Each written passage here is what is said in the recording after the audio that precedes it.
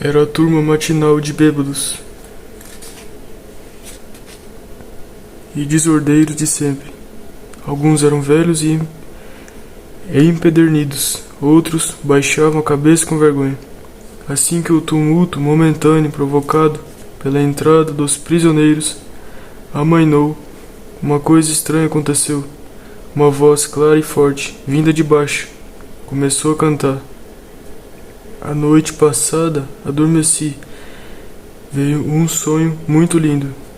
A noite passada, para todos eles, havia sido um pesadelo ou um estupor de bebedeira. A canção era tão contrastante com o fato horrível que ninguém pôde deixar de sentir um choque repentino. Eu estava na velha Jerusalém, ao lado do templo. A canção prosseguiu. O juiz fez uma pausa e indagou discretamente. Um antigo membro de uma famosa companhia de ópera, conhecida em todo o país, aguardava julgamento por falsificação. Era ele que cantava na cela. Enquanto isso, a canção continuou, e todos os homens enfileirados manifestaram emoção. Um dos dois caíram de joelhos. Um garoto, no final da fila, após um desesperado esforço de autocontrole, apoiou-se contra a parede, colocou o rosto sobre os braços dobrados e soluçou: "Oh mãe, mãe!" Os soluços de cortar o coração dos homens e a canção que ainda chegava à sala do tribunal misturaram-se no burburinho. Por fim, um homem protestou. "Juiz", ele disse, "temos que nos submeter a isso. Estamos aqui para receber a nossa punição." Mas isso... Ele também começou a soluçar. Foi impossível proceder com os trâmites na corte. Ainda assim, não foi dada a ordem para a música cessar. O sargento de polícia, após um esforço para manter os homens em fila, afastou-se e esperou com os demais. A música chegou ao clímax. Jerusalém, Jerusalém, canto, pois a noite acabou. Hosana nas alturas. Hosana para sempre.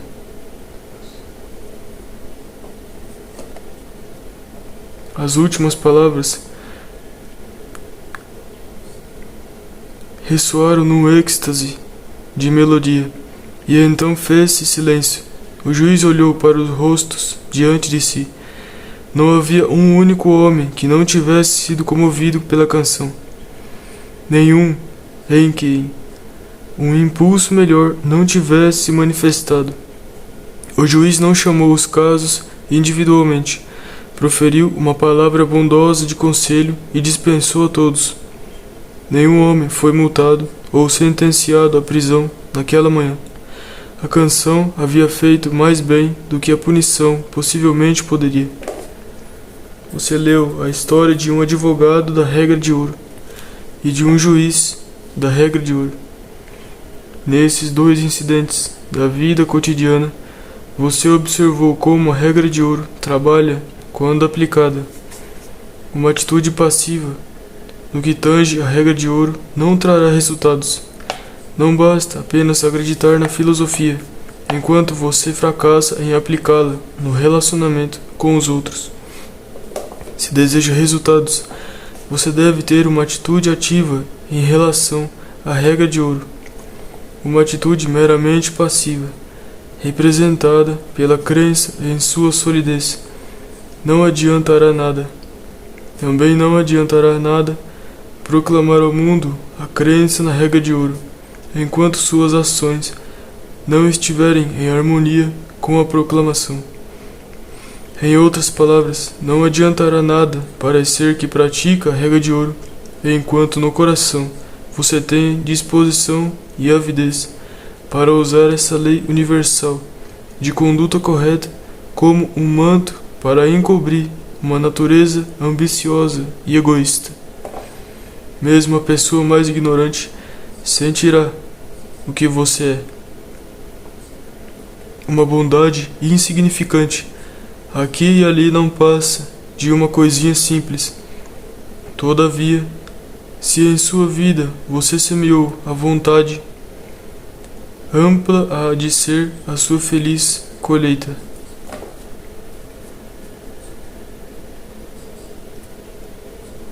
O caráter humano sempre se exibe, não fica oculto. Odeia a escuridão, corre para a luz.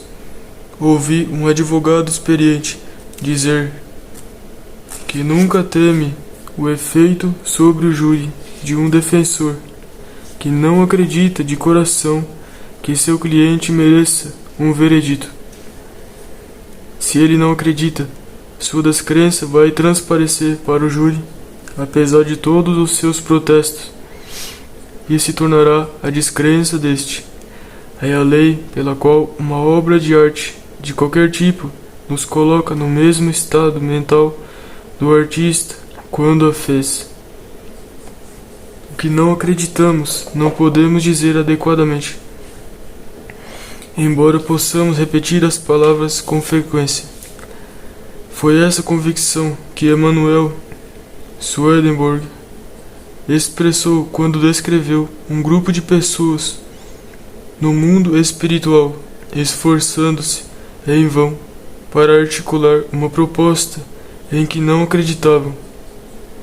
Não conseguiam, embora retorcessem os lábios em indignação. Um homem passa por aquilo que ele vale. O que ele é fica gravado em seu rosto, seu aspecto, seu destino, em letras luminosas que todos os homens podem ler, menos ele. Se você não quer ser conhecido por fazer determinada coisa, jamais a faça. Um homem pode bancar o bobo nos desvios de um deserto, mas vai parecer que cada grão de areia vê. Emerson. Na citação, Emerson refere-se à lei que embasa a filosofia da regra de ouro. É a mesma lei que ele teve em mente quando escreveu o seguinte: toda violação da verdade não é apenas uma espécie de suicídio do mentiroso, mas uma punhalada na saúde da sociedade humana. Sobre a mais lucrativa mentira, o curso dos acontecimentos em breve lança um imposto destrutivo. Por outro lado, a franqueza prova-se a melhor tática, pois convida à franqueza, coloca as partes em situação conveniente e faz do negócio uma amizade. Confie nos homens e eles serão leais. Trate-os com grandeza e eles se mostrarão grandes, embora façam em seu favor uma exceção a todas as suas regras de negócio. A filosofia da regra de ouro é baseada numa lei que homem algum pode lograr. Essa lei é a mesma descrita na lição 11 sobre pensamento preciso, cuja operação transforma o pensamento em realidade que corresponde exatamente à natureza do pensamento. Uma vez concedido poder criativo a nossos pensamentos, chega ao fim a luta por nosso próprio caminho e por obtê-lo às custas de outrem. Pois, visto que em termos de hipótese podemos criar o que queremos, e a maneira mais simples de conseguir o que queremos não é arrancando de outrem, mas fazendo por nós. E visto que não há limite para o pensamento, não pode haver necessidade de esforço excessivo, e para todos que fazem seu caminho dessa maneira, há de ser banida toda contenda, escassez, doença e tristeza da terra. Agora, é precisamente sobre o pressuposto do poder criativo de nosso pensamento a que a Bíblia inteira se refere. Senão, qual o significado de ser salvo pela fé? A fé é essencialmente pensamento. Portanto, todo chamado para ter fé em Deus é um apelo para confiar no poder do nosso próprio pensamento sobre Deus. Seja-vos feito segundo a vossa fé, diz o Antigo Testamento. O livro inteiro nada mais é do que uma afirmação contínua do poder criativo do pensamento.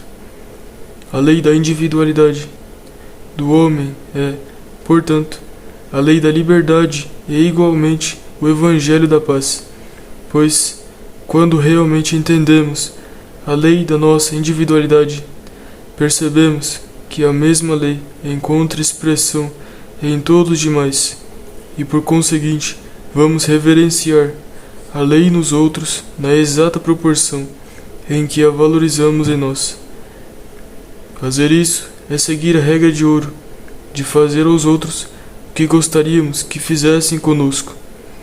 E como sabemos que a lei da liberdade, para nós, deve incluir o livre uso de nosso poder criativo, não há mais qualquer incentivo para infringir os direitos dos outros, pois podemos satisfazer todos os nossos desejos pelo exercício de nosso conhecimento da lei.